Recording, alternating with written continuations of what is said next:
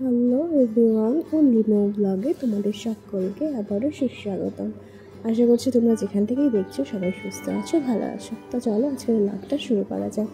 আজকে সকাল বাজে এখন মোটামুটি 9টার কাছাকাছি, আর আমি জাস্ট ঘুম থেকে উঠলাম। একটু দেরি করেই উঠলাম, কারণ তোমরা জানো আমার শরীরটা কদিন ধরেই ভালো নেই। আর উঠেই তো বিছানা এলোমেলো হয়ে আছে, বিছানাটা গোছাবো। আর ওই যে দেখতে পেলে অক্সিজেন, ওটা দিয়েই আমি 2 দিন বেঁচে আছি, কারণ আমার নাকের অবস্থা খুবই খারাপ, নিঃশ্বাস টানতে খুব কষ্ট হচ্ছে, এত ঠান্ডা লেগেছে। তো তার আগে হলো ফোনটাকে চার্জও দিতে হবে। আর হুট করে মনে করলো যে এখন যদি আমি চার্জে দিয়ে দিই তাহলে ভিডিও তো একদমই করা হবে না। যাই হোক, ফোনে একটু চার্জ আছে, তো বিছানাটা গুছিয়ে নিই, তারপরে ফোনটাকে চার্জে দেবো।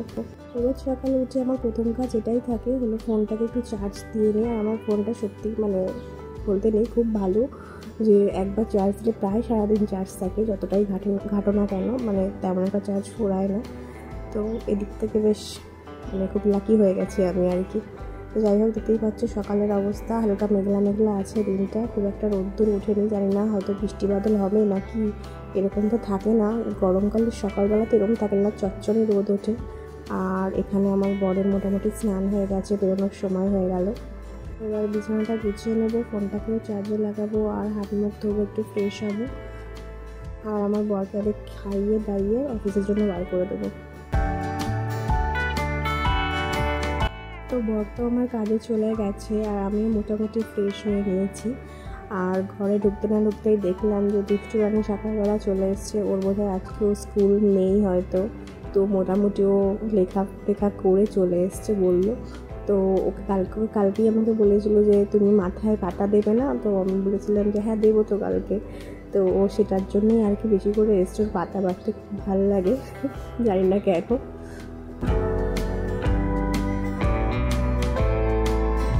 তাই দুষ্টুকে নিয়ে সকাল সকাল বেরিয়ে পড়লাম পাতা তোলার উদ্দেশ্যে। আর আকাশটা সকাল থেকে যেহেতু মেঘলা হয়ে আছে, কখন বৃষ্টি নামে তার নাই ঠিক, ওই জন্য ভাবলাম যে আগে পাতাটা তুলে আনি, আর তারপরে এসে খাবো আর কি। আর এদিকে হালকা হালকা হাওয়া দিচ্ছে, ঝোড়ো হাওয়া, মনে হয় আজকে একটা জোরদার কিছু হতে চলেছে। তো যাই হোক, আগে পাতাগুলো তাড়াতাড়ি করে তুলে নেবো। আর এই পাতাটা আমি মাথায় দিই তেলের সাথে। তোমরা কে কে চেনো এই পাতাটা আমাকে জানিও, ওই পাতাটার নামটাও জানিও।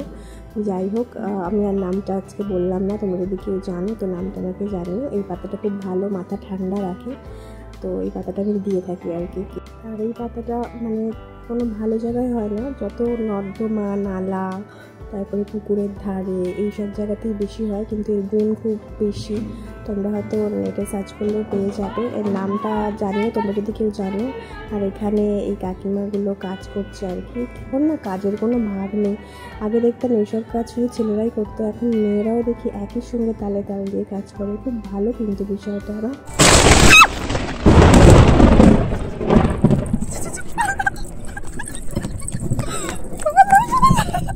ও বাচ্চা পড়া দেখে এই যে এই কটা তুলেছি আমরা, এ তো হয়ে যাবে বল। হ্যাঁ তুই বেটে দিবি, হ্যাঁ এখন আমি খেয়ে নি তারপর।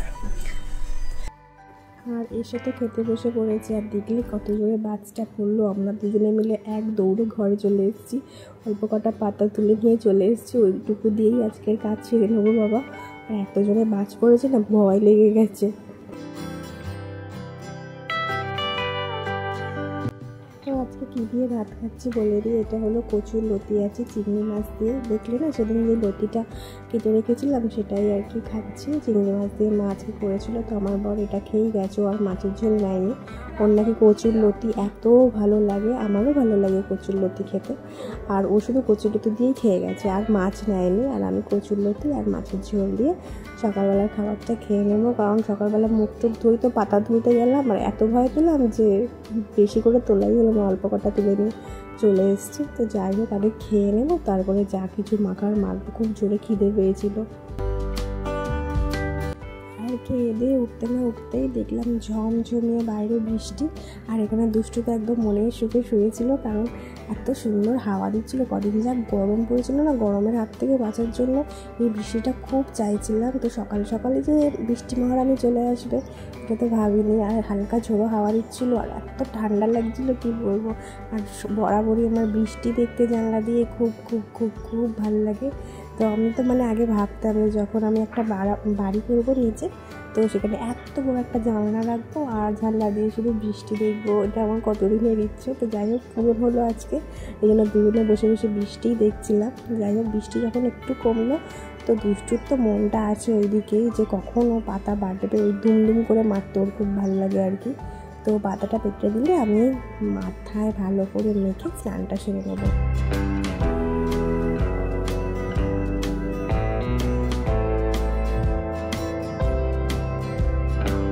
তো ও তো কিছুক্ষণ বাটলো, বেটে ওর হাত খুব ব্যথা হয়ে গেছে, এই জন্য আমি একটুকে হেল্প করে দিই আর কি। যতই ওর ছোটো হাত তো ওর থেকে মনে হয় হামানদিস্তাটাই বড় হয়ে গেছে আর কি।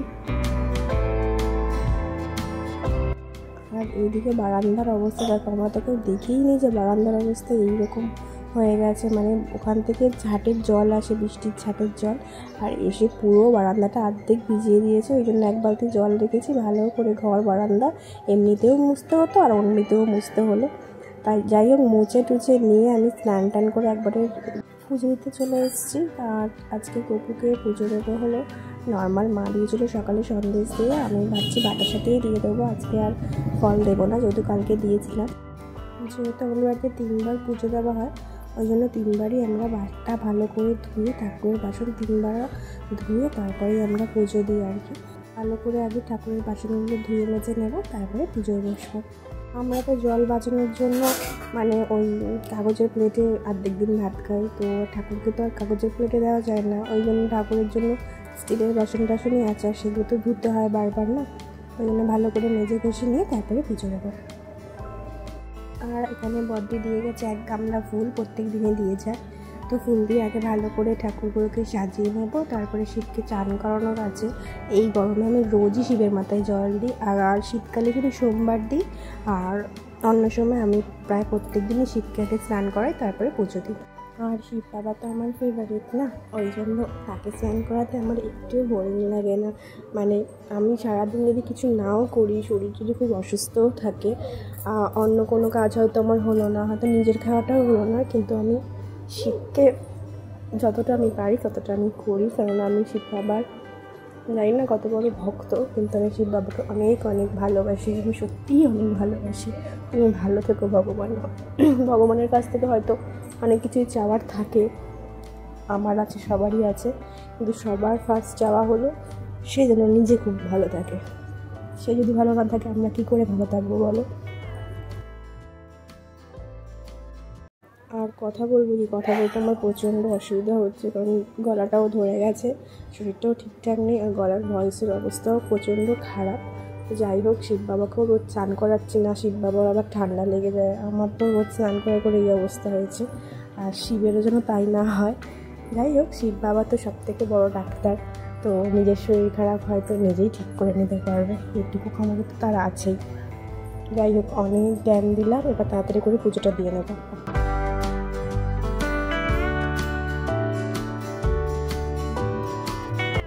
রোজ আকন্দ ফুল না দিতে পারলেও রোজ কিন্তু কলকে ফুলটা আমরা ঠিকই নিয়ম করে দিই, কারণ বড়দি যেহেতু 1 গামলা করে ফুল দিয়ে যায়, তার মধ্যে কলকে ফুলটা থাকেই।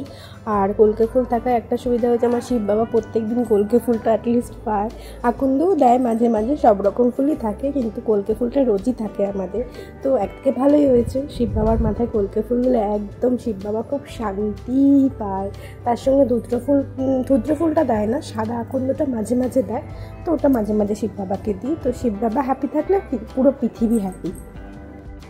যাই হোক সব স্নান টান তো সারানো হলো, আর ফুল দিয়ে মোটামুটি সাজিয়ে নিয়েছি। এবার হলো ভোগ লাগানোর পালা, আর আমার গোপুসোনাও বসে আছে ভোগ খাবে বলে, কখন থেকে দুপুর হয়ে গেছে।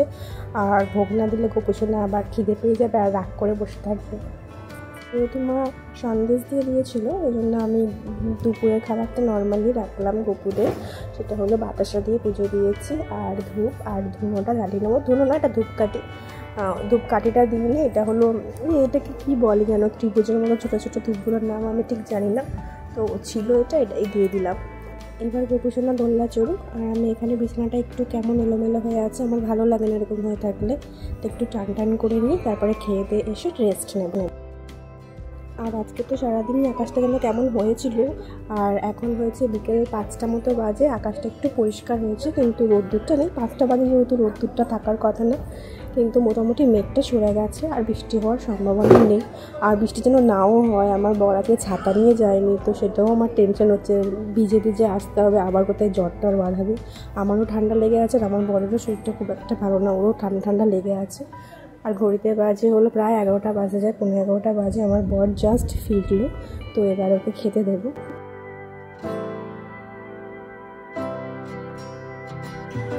ওর জন্যই ওয়েট করছিলাম। ও আর আমি একসাথেই খাই, রাতের ডিনারটা একসাথেই করি, কারণ সারাদিন তো একসাথে আর খাওয়া হয় না। এই জন্য রাতের ডিনারটা আমরা একসাথেই করি। আর দেখি ডিনারে কী কী আছে। যেহেতু আজকে বলছিল পাস্তা খাবে, ওই জন্য পাস্তাই করা আছে। আর তার সঙ্গে বাবা মনে হয় চিকেনের কিছু একটা এনেছিল, তো সেটাও দেবো। আর তার সাথে দেখি আর কী কী আছে। আর ওর ফেভারিট পাস্তা, আমি বলেছিলাম না, মানে যাই জিজ্ঞেস করো, যখনই জিজ্ঞেস করো কী খাবি, ও একটাই নাম বলে, সেটা হলো পাস্তা, আর একটা হলো চাউমিন। আর খুব মাঝে মাঝে রোল বলে, ভাত টাতের কথা খুব একটা বলে না আর কি। এই যে পাস্তা বেড়ে নিয়েছি দুজনের জন্য, আর পাস্তা একটু বেশিই হয়ে গেছে, কারণ হলো বাবার জন্যও করা হয়েছিলো, কিন্তু বাবা আজকে পাস্তা খায়নি, ওই জন্য একটু বেশি করে করে আমরা নিয়ে নিয়েছি। আর এখানে চিকেনের কোনো একটা ফ্রাই টাইপের একটা রেসিপি আছে, তো বাবাই এনেছিল, তো ওটাও দিয়ে খাবো আর কি একসাথে মিশিয়ে। আর এখানে মিষ্টিও ছিল, লেডিকেনি বাবা এনেছিল। আর আমার বরের তো প্রচুর প্রিয় মিষ্টি। তো চলো আমরা ডিনারটা করে নিই। আজকের মতো ব্লগটা এখানেই শেষ করলাম, দেখা হচ্ছে নেক্সট ব্লগে, টাটা।